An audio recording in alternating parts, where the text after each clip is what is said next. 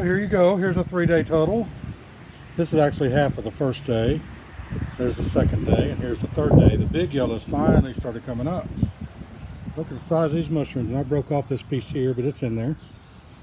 Yum, yum. We were going to have some stuffed mushrooms. Boy, we could stuff this dude. Look at that.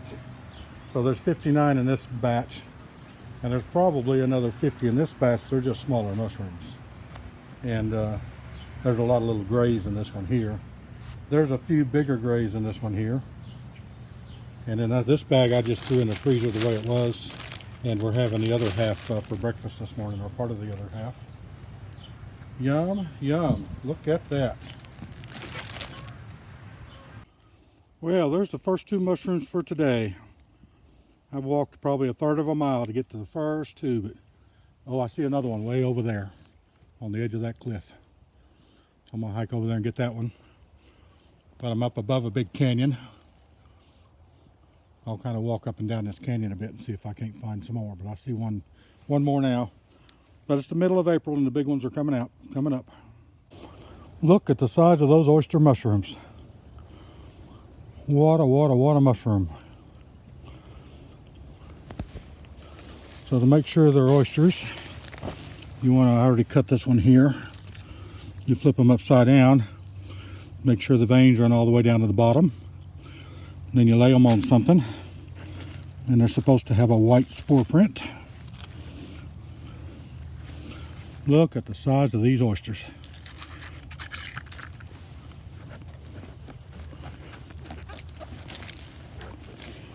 And I generally don't take the bottom part.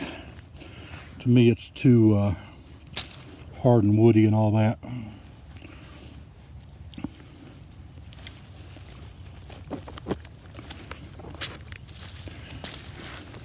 What a mushroom.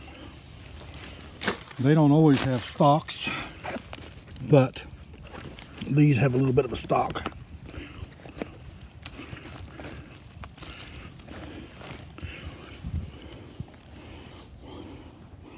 Yeah, they don't always have so much of a stem, but they always grow off of wood. And the veins always run all the way down from the top down here to the stem. And again, I'll lay them on top of something. Usually you see the white spore print on top of the mushroom beneath it. And I don't want those big old woody stalks.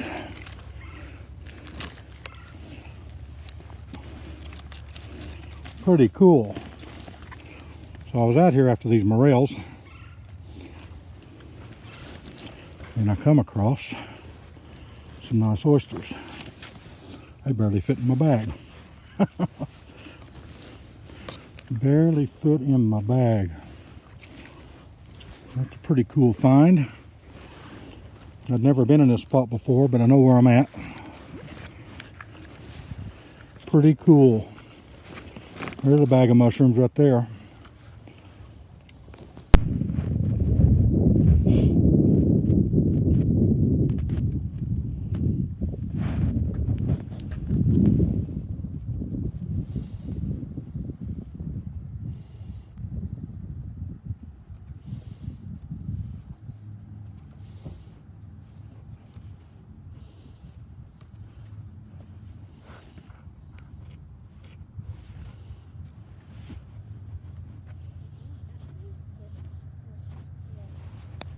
Okay, it's the middle of April, and this is 2 days worth of mushroom hunting.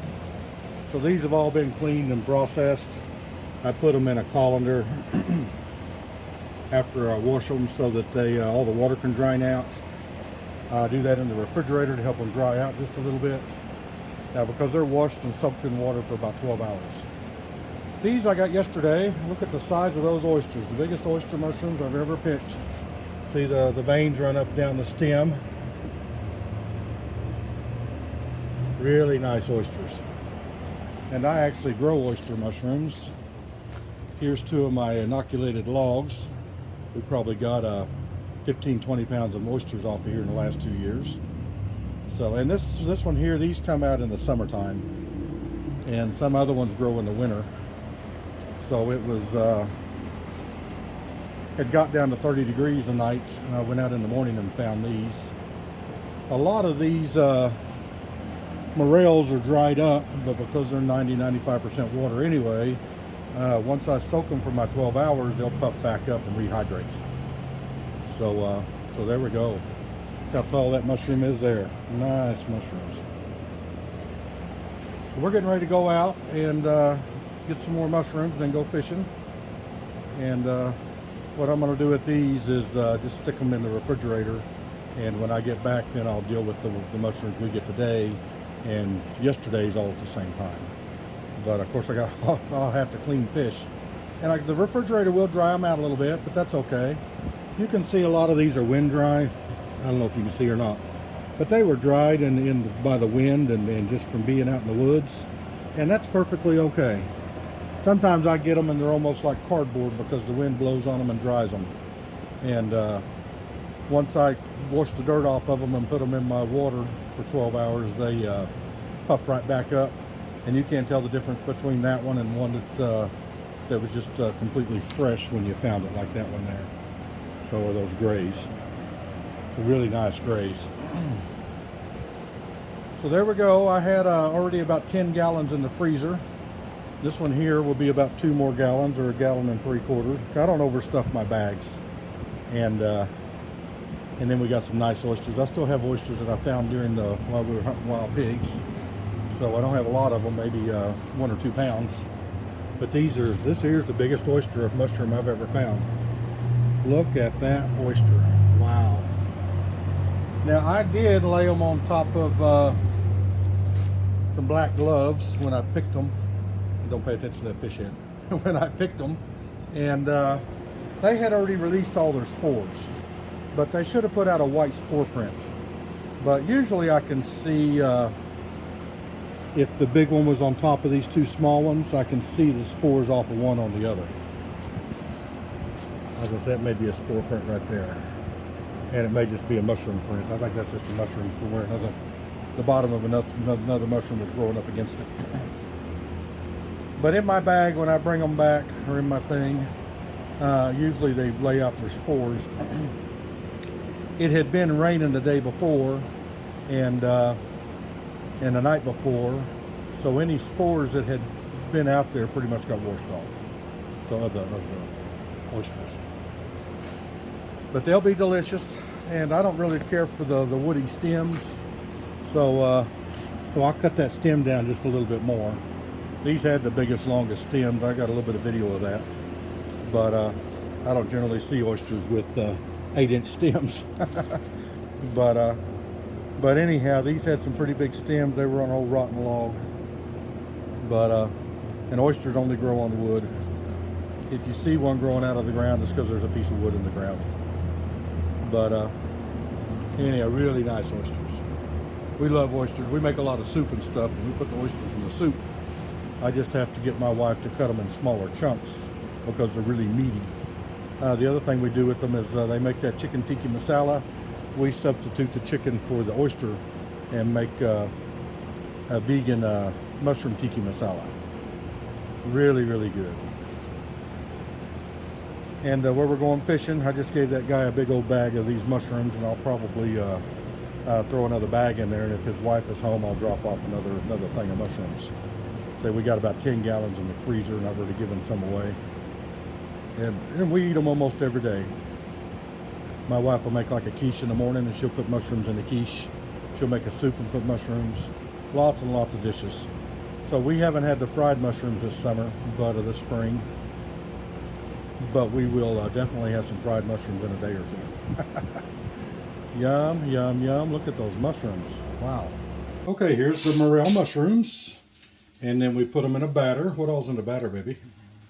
It's a basil flour, garlic, salt, pepper, ajwain, that is like an Indian spice, a little bit turmeric, salt, and I made a batter and dip into it.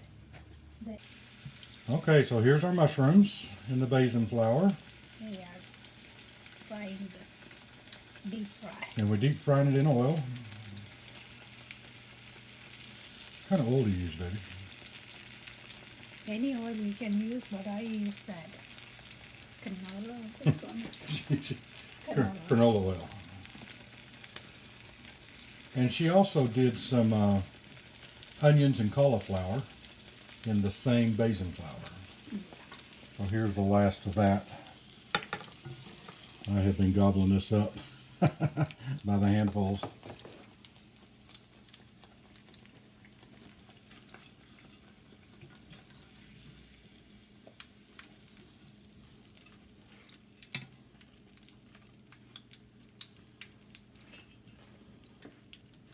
And then we put them on the paper towel so the oil will drain off.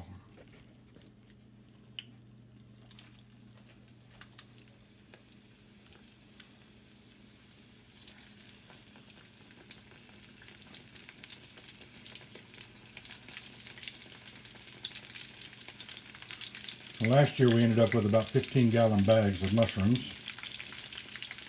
This year we're already up to about 13, maybe 14. And what she did was she made a gallon bag out of yesterday's mushrooms and then took what was left over and we're going to fry them. And then I still have... You can use all-purpose flour. I use basil. She said you can use all-purpose flour instead of basin flour. Instead of basil flour. You can use that. What is basil? It's like a chickpea flour. Oh, basin is chickpea.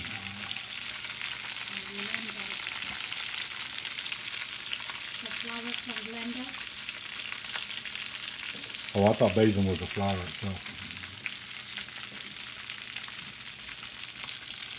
Anyhow, whatever it is, it's delicious.